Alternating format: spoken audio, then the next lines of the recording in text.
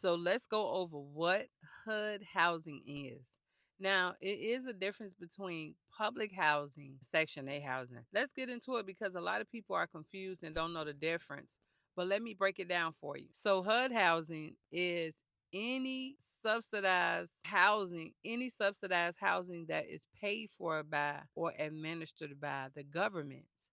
Whether you have subsidized housing, whether you pay $5 for rent, or whether you stay somewhere where you paying $500 for rent. Also, a little history about HUD housing. It was founded by President Lyndon B. Johnson back in 1965.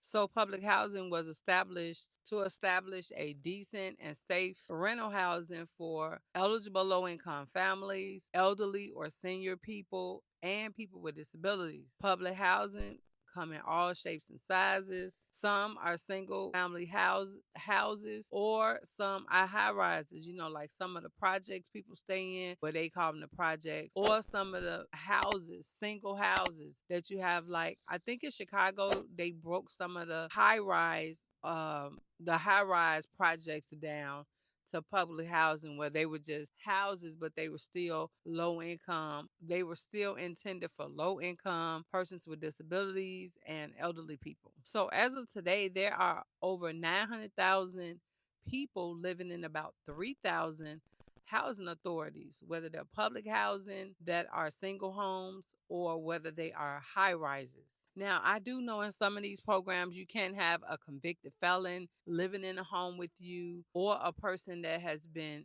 in some type of trouble. So before you get them on your lease, make sure everybody in your household don't have a public record or anything that they have been. It just all depends, but I wouldn't risk putting them on my lease if they had some type of criminal record. Anybody can apply, and veterans, people that are veterans, elderly, disabled, and then low income. So it go in categories, and you don't have to live in the area to apply for public housing. Same in Section 8. You don't have to live in the area to apply for Section 8. But you won't get a preference because you're not a resident. Residents come first in that area. If you have to go and live in a parking lot for how long? And a lot of places do let you do that. For instance, I think I have a coworker that said, I think it was my coworker or one of those fake friends. She said that she lived in the parking lot at Big Lots in Nevada,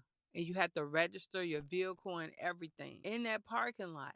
And then you can get your Section 8 voucher or your public housing, depending on whichever one you live in. But you will have to check that state to see what are the requirements if you don't live in that state and you want to move to that state, get a job in that state, and get you a low income apartment for right then. You have to check the requirements on how do I establish being homeless? How do I establish, getting that particular, and you can go to some of the shelters. A lot of the shelters will help you get Section 8 and public housing too.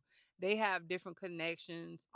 Some women that have been in battered or domestic violence, they go to different countries or different states, and they also have a preference because they are somebody that is pretty much, I think, considered, don't quote me, disabled at the time, because they have to go to a psychiatrist to get help. They have to go to a lot of different mental counseling to establish that they're going through a rough time right now. To get the domestic violence approved by low income and Section 8. Now, public housing, you will actually be just at any public housing resident. You cannot transfer to another public housing resident. You will have to go get on their waiting list. All the waiting lists are separate. I'm just speaking on my experience from public housing.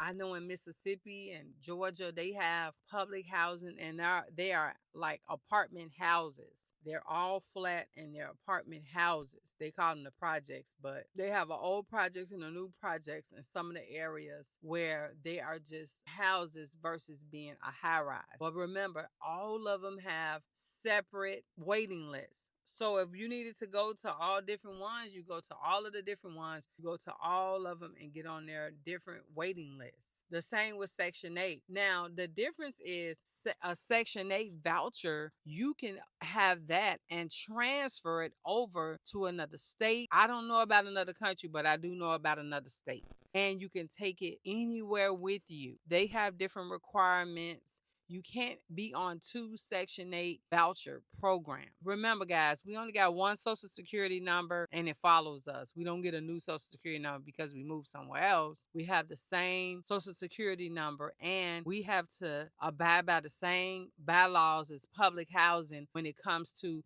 a convicted felon living with us, somebody that has a public record or, have committed in some type of crime. Guys, there is nothing wrong with being on public housing. You have to do what you have to do for right now. Don't let people shame you. It's better than being homeless. Look, a lot of established people have been on public housing before, public housing or Section 8. You have to do what you have to do for right now. Nobody is saying that you have to stay on these programs forever. And nobody is saying you have to tell people your business. Keep people out your business and they don't have nothing to come back and try to talk crazy to you about it in the future. You know what I mean? People only know what you tell them. I don't tell people my business. I'm telling it to y'all because a lot of my friends are never going to see these videos because friends don't support friends. A lot of the friends that I have, honey, I've been begging them. Can you check out my YouTube channel? Can you share my... When I see my analytics and I only publish my videos on YouTube, I only see you guys supporting me. So yeah, I can share my story with you because you're the only one supporting me.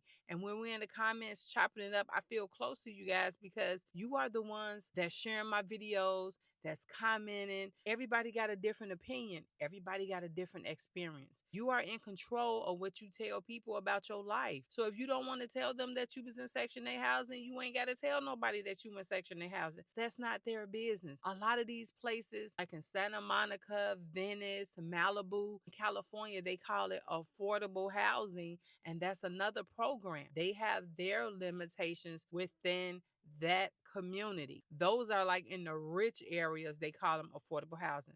So we got affordable housing, we got Section 8, and we got public housing. Those three categories are all under the HUD housing because they all are subsidized some way by the government, whether you're paying, like I said, $10 for rent or $1,000 for rent.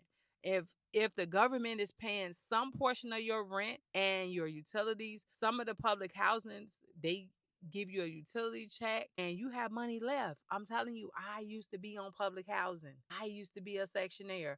I used to be a food stamp person. So you can do better when you are able to do better. You can take advantage of these programs and go to school, start your beauty shop, get your license to be get your cosmetology license to become a beautician, get your doctorate degree to become a nurse practitioner, get your nursing degree, go to a trade school and get your nursing degree, go to a trade school and become a construction worker.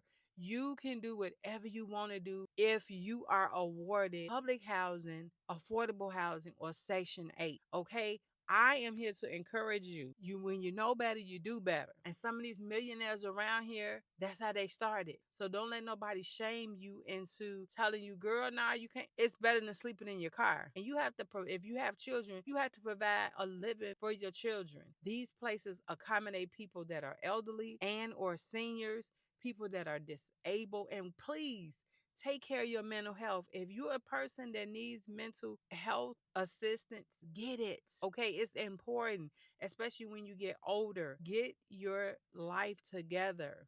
Stop letting people live in your head because they're just people. Everybody got issues. Everybody got issues. Everybody got something going on with their children. A lot of us older people, we got issues. Our bodies are changing. Your body change when you get over 40. Your body change when you get over 50 and above. Your time is limited. So whatever you need to do for right now to better your situation, do it. Keep people at your business, handle your business, and live your life. We only got one life. So if you need Section 8, public housing, or affordable housing, do what you need to do. Again, public housing, I'm just reiterating what I've already told you, public housing is just at that particular subsidized housing. Every housing authority that you go to or building, you have to apply or go get on their waiting list because all of the waiting lists are different. That's the same thing with affordable housing. Affordable housing are in just really, really nice neighborhoods and buildings you wouldn't even think. When I used to drive the bus out here, I used to drop women off at a building in Venice and Santa Monica, and they was like, "Oh yeah, this is a public housing or assisted living." Assisted living is more for seniors, but they used to be like, "Oh, this is affordable housing." So one day I was curious. I said, "What they mean by affordable housing?" Well, it's called affordable housing in those areas that are predominantly where rich people live. It's the same as public housing. What they call it in our neighborhoods that are poor or middle class, they call them public housing. But in rich people neighborhoods, they call it affordable housing. It's just like out here in California where they have Rodeo Drive and it's called a rodeo in the neighborhood. Or we have Crenshaw and then it becomes another street. Child, all of it is the same, okay? I call it rodeo when I go out there. They be, it's Rodero. Girl, relax, okay? Y'all, people are so hung up on labels. I don't care. You ain't gonna be able to take a label with you when you pass away. Nope.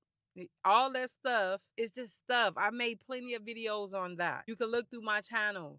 Please subscribe and get the word out about these public housing. So again, public section 8. So if you have a section 8 voucher, you can transfer from state to state. I don't know about country to country, but you can transfer to state. You only can be on one section 8 voucher. You can't have any felonies. All these have their own limits on income, things that you can do. So make sure you read all the fine print. Only can we have one section 8 voucher. If you have one somewhere else, it's going to come back and they're going to try to think you trying to do something else. So only one section 8 voucher that you can have at a time. However, again, like I said, a public housing and affordable housing, those different buildings, single housing, or high rises have their own. And you have to let them know if you stayed in one because, again, we just have one social security number. And if they find out that you lying, it might, your chances on getting it just don't lie. You know what I mean? You can always get your record expunged, men and women, if you've done something, or check out and see, what are the requirements if you have a convicted felon? What can you not have? But I would suggest you get those things expunged before you apply. So yeah, Section 8 you can take around with you all over the world. You can check out websites like affordablehousingonline.com. They have landlords that put Section 8 apartments online. And of course, they do background checks and credit checks and everything, just like public housing and affordable housing. They look at all that stuff. Also, Craigslist. People are still sleep on Craigslist. My first apartment in 2015 in California, I got it off Craigslist in the hood, and I love that apartment. However, the people in the apartment, honey, people just don't watch after their kids. I like cleanliness, so that didn't work for me. But I am here to encourage you. I just wanted to give you the difference between public housing, affordable housing, and Section 8. And I'll see you in the next video.